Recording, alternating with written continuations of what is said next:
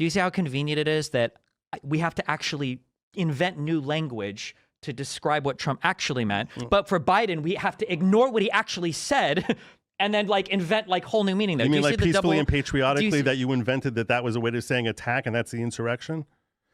Hold on. That was an hour-long speech. He called to fight like 10 times in this speech. Why would I take the one time where he says, I know you'll be marching down to the Capitol, where they all happen to march down to the Capitol and then engage in a riot? Was that a coincidence? And you can find every political leader on the left and the right saying fight, fight, fight, fight, fight. You can find video montages of them saying fight and fight. He said, we're going to fight for our rights. That's not saying go in there and blow up a building or kill people. Give me one other time where they have called for a massive amount of people to go to an area knowing that there was going to be no, not peacefully and patriotically. He said peacefully and patriotically. Oh, so what? All of them misheard the message? No, what I'm saying is first. No. How did a riot happen if that's what he said? Did they all of them too stupid to understand English and they just happened to engage in a riot? Explain how that happened. First and foremost, you're not going to explain it. You're just going to keep dancing around it. No, I think some of them got violent and that they shouldn't have gotten violent. Does that mean that he's telling them to get violent? So it was a coincidence. No, it's not a coincidence. So what happened? So he sent them down there, and the people that he riled up and sent down there, they got violent? Why? What does that even mean? I don't understand the words. Now the English language fails you to describe the most obvious thing in the world. What is when he says go down peacefully and patriotically? He didn't say go down peacefully and patriotically. You're inventing words. He said, I know you'll be going down there soon and peacefully and patriotically making your voices heard. So what part did I make up then? He didn't say go peacefully and patriotically. He didn't say that. He never ordered anybody to be peaceful. He said so, and you talk about how he said fight 10 times, and he said one of those times is he said, "Oh, this." He said you got to fight like hell, or you're going to lose your country. Yeah, you got to fight like hell, or you're going to lose your country, which is the exact same language that we've heard from Hillary Rodham Clinton. We've heard that from Schumer. We've heard that from Obama. We've heard that from every so then political can I find leader there from people Biden. Marching down to a federal building to stop an election? Why is it that when he says fight like hell, because of this context, all of a sudden he's starting insurrection? Because after he said it for the first time in U.S. history, we had to delay the certification of our vote because he was trying to overturn the outcome of the election. And there's no other example of that happening. When he's trying to ensure, I'll tell you right now, the reason MAGA is there. The reason MAGA is there. The reason MAGA is there is because he called them there because he lied to them for over a year that the election was false. For over a year. Yeah, he was saying... The election happened 2 months earlier. Yeah, and 12 months before that, he was saying mail-in ballots are going to be rigged. Oh, that was the same thing that Jerry Nadler had said and that Chuck Schumer had said, and everyone had said that mail-in ballots were the most distrustable The difference is that when Democrats made that contention, they were doing it to state bodies that then ensured the integrity of their machines. One of the big criticisms prior to this that gets cited a lot is Democrats saying, we're not sure if we trust the way that these machines work, so all of them were disconnected from the internet for the elections. They weren't able to be accessed online. They were saying things. There was not a single thing that Donald Trump ever said to make mail-in ballots more secure. What do you mean? What does that mean? Just what I said. What part of what I just said did you not understand? Donald Trump didn't say a single way to improve the mail-in ballot system. He said we need to ban all of it. What words could any human have said that would have made that mail-in ballots more secure? I don't know. We could change the authentication process on how we send. Was there an authentication process? Because it seemed like there wasn't. Notice how you just pivoted because you were so fucking wrong with what you just said? No, nothing. Donald Trump didn't spend a single ounce of effort. You know why he did that? Because he knew that Democrats would take it more seriously to all the COVID restrictions and to mail-in. Really? Why are you looking at me like you don't understand? He said multiple times, show up and vote on that day. Go down on that day and vote. We know the Dems are going to use mail-in ballots, and we know all the mail-in ballots are going to be rigged. And in every single case where they tried to present evidence, most of it bullshit, that it was rigged, it all failed. Really? Yes, really. Most of the cases that every case that they brought in that showed BS, first of all, that's not true. As more and more time is going on, we're actually finding more evidence. That is absolutely not true. That is 100%. Second statement to qualify you for antipsychotics. You're delusional. That is not true. Really? We have never found evidence of widespread voter fraud or anything enough to be outcome determinative. You just changed outcome determinative. All of a sudden, we're just introducing, widespread, outcome determinative. Because that's the only voter fraud that matters. Not my grandma might have written her name wrong, or some guy voted in favor of his dad who didn't know he got the ballot. What about the authentication process, which all of a sudden, authentication processes traditionally had always knocked out roughly 7% of all ballots, and in 2020 knocked out less than 1%. How is that possible? Tell me how that's logically possible. Sure, hold on. There was no authentication process. Can your mind explore for one moment why that might be the case? Because they decided we're not going to have an authentication process. Oh, then how were 1% rejected? I said less than 1%. How were any rejected if there was no process? No, because what you just said was ridiculous. That's right. What you just said was ridiculous. It was ridiculous. Why? You think every ballot place did the exact same thing? No, I didn't say every ballot place did the exact same thing. So then less than 1% means that a handful of places were doing it, but by and large there was... so some were. What are you even saying? I'm saying that 6.5%. I'm saying roughly 6% of things that should have been knocked out were never knocked out. That would have been knocked out in any other election. That's not how numbers or stats work, right? What? Traditionally, mail-in ballots were used for some exceptional circumstances. Yes. You either can't get to a polling place, you request a ballot, yes. you're military overseas or whatever, right? On a case where you have the mail-in ballot rate maybe going up 100 times, why would you expect the error rate to stay the exact same when your cohort is changing dramatically in character? I would expect it to go up dramatically because these are people doing... You don't understand. No, Logic. Don't understand. Logic. No. Just use Logic. It's not. No, you're not using Logic. You don't understand stats or numbers. You're not using Logic. Well, relax for a second. Think for a second. The people who vote every time in mail-in ballots, they're more accustomed to the process. They're less likely to make an error in the process. When you have millions and millions of first-time persons using it, does it not make sense that there would be a higher error rate rather than a lower error rate? No. Okay. You don't even know if the people who use mail-in ballots use them all the time. Okay. I don't do the military, but my understanding is, isn't the average military contract like 5 years? Isn't that like an average military contract? In that case, they probably only do one mail-in ballot. So it wouldn't surprise me. You're assuming that military, the only form of people actually doing. My guess is it's probably the large. Somebody can Google it. That's be my guess is that that's probably the largest cohort of people that do the mail-in ballots. Probably military people. Okay. Do you acknowledge that Donald Trump was trying to direct his DOJ to lie to states about investigations? Do you think that's? I wasn't there. What are you referencing? When Donald Trump was telling his Department of Justice that I need you guys to send letters out to 7 different states saying that we found a lot of evidence of voter fraud. So I think he got frantic down the stretch there. I think a lot of things he frantic. Did, I think a lot of things he did there are things he should not have done. So then, would you agree that they were? Would you agree that they were authoritarian in nature? I wouldn't call that authoritarian. No, I wouldn't call it authoritarian. Okay, so when the it's authoritarian if there's punishment. If there's punishment if you fail to abide by it. What punishment came to anyone who failed to abide by something that he had? Authoritarianism is only when punishment.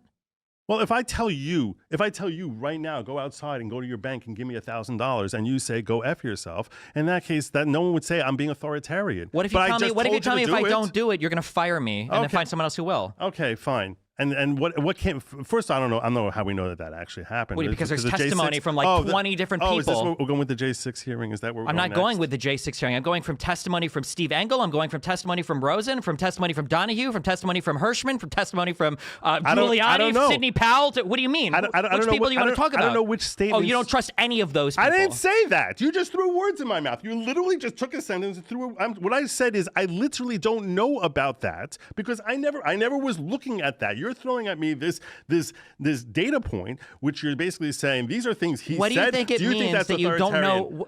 What I'm saying is I was not following that element. You don't care about the fact that the president of the United States tried. You had all these things to say to Merrick Garland, but you don't care that the president of the United States is trying to order his DOJ to lie to states for the outcome of an election. I wasn't there for that. When did this come out? It was part of the whole J6 committee. The J6. Oh, that's what it is. See, I didn't follow the J6 committee. Okay, because you don't give a fuck about the integrity of the government of the election. So when you say Merrick Garland is corrupt, your words are hollow and meaningless. They don't mean anything. What I'm saying is I didn't follow anything on the J6 committee because that started. It was because it was attacking Daddy Trump. It was He's your cult leader, committee, and you feel bad and weird when they're attacking Daddy cult leader. You think this is being clever when I established early on here that there's a lot of things he says and does that I disagree with, including things he did I've between debated November. Hassan and other people that use this weird tactic. I didn't agree with it. I'm not asking if you agree with it, if you like it. I don't know why you're even giving me an opinion. I'm asking how you feel about it in terms of authoritarianism or legality. This is the jump that you did. This is you're not following you're basically trying to jump from one thing to another,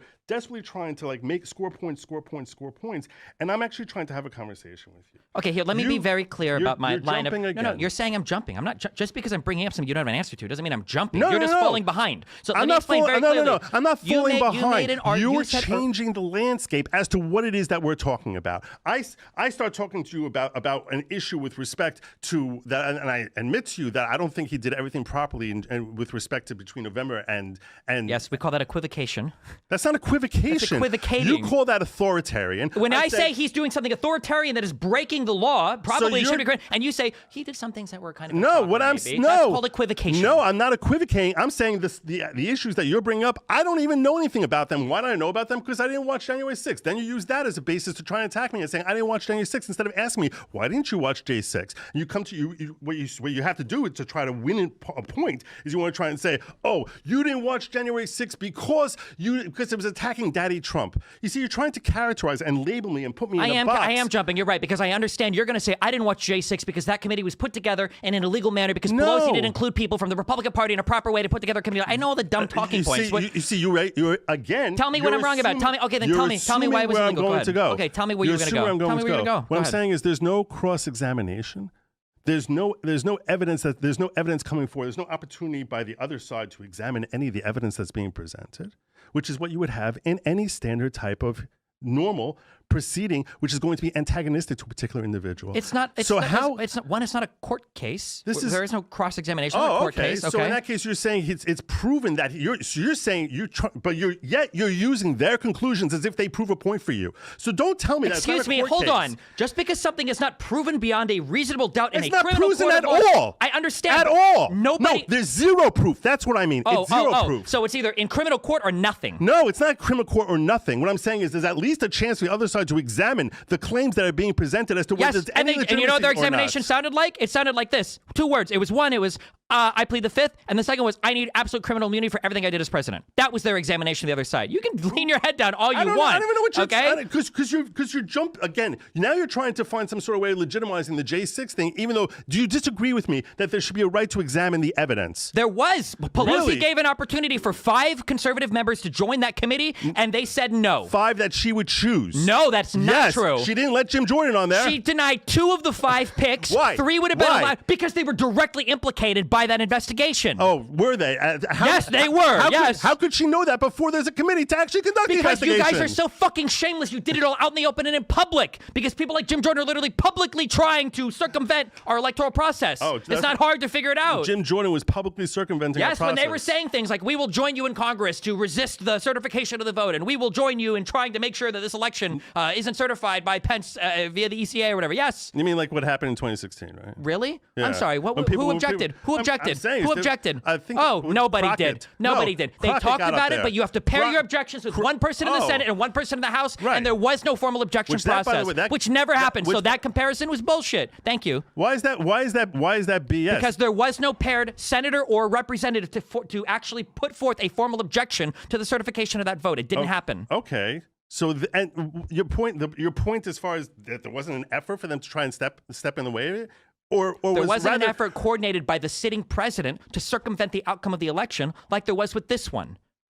When you're saying an effort to circumvent, I'm sorry, I missed the word. As in to break procedure with the Electoral Count Act, or to get enough people to object to certification that they could delay it indefinitely. He definitely was trying to. So that they could delay it indefinitely, kick it down the road, and remain president for another 4 years. What he was looking for is he was looking to get that electoral count under 270 so that they could turn over to kind of a constitutional convention, turn over to the states, and have each of the states vote based one vote per state. That was the plan. Which would have been stealing. That was one of the plans. That would have been stealing the election. That's your position. I think that it's an interesting legal position. It's not an interesting legal position that we will never ever know the answer to, and we never would have known it anyway.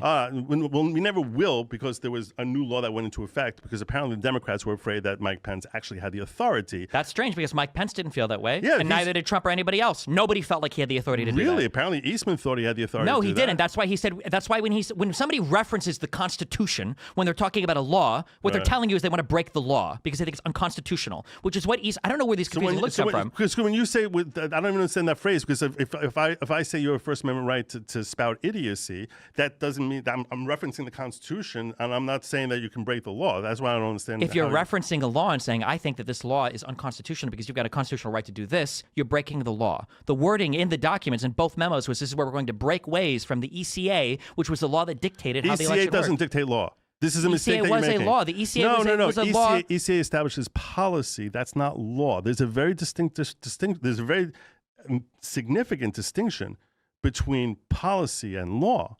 And I think this is where you're getting a little bit confused, respectfully, because it doesn't make sense to just sort of read in here. I'll ask you right now, if in fact Mike Pence did not have the authority to do that, Why would the Congress? This is not a real argument. Why would Congress? Congress can pass laws for any number of reasons. So why would they pass a real a law? argument. So you knew what my argument was. You're telling me, I already know what your argument was. Yes, so it's the same defunct argument because the counter that I have is so much stronger. You're saying, why did they pass a law to clarify language for something that might have been hazy or whatever? Then my question would be, if the language was so hazy, then why did Eastman and everybody else feel like they had to break ways with the ECA in order to do something? Because it had never happened before. No, because they wanted to break the law. They wanted to part ways. Well, hold on. I'm sorry. Your argument is even self-defeating. You said that they changed the language of the ECA. Why would that matter? It's just a policy. It wasn't the ECA.